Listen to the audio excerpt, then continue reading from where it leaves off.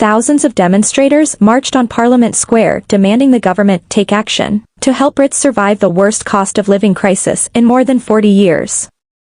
Thousands turned out for the We Demand Better march, which started at Portland Place in central London this morning, before setting off at midday. Protesters travelled to the capital from around the UK, with hundreds of coaches booked to transport them. One said today's march seems to go on for miles. Banners reading, "Cut War Not Welfare," and "End Fuel Poverty, Insulate Homes Now," were carried by some taking part in the march.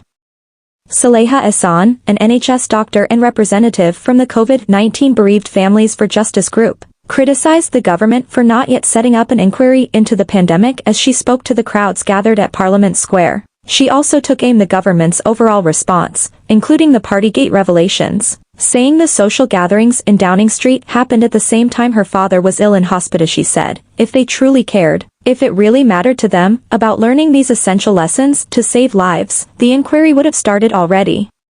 Why are they stalling? What else are they hiding? They threw up from too much booze. The rest of us prayed for our loved ones fighting to live, fighting to breathe, she added.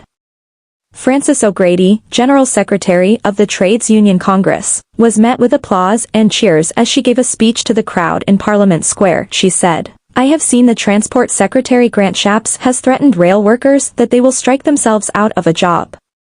Well, you are wrong, Mr. Shapps. If you keep stirring, come the next election, you will be out of a job." Ms. O'Grady added, "Let me say this to Boris Johnson, don't you dare shift the blame for inflation onto working people. Don't you dare, not after a decade of austerity, privatization, and pay cuts. Don't you dare tell working families we have to put up with more pain. What about bankers' bonuses? What about the boardroom raking it in? What about corporate profits? It is time to raise taxes on wealth, not workers."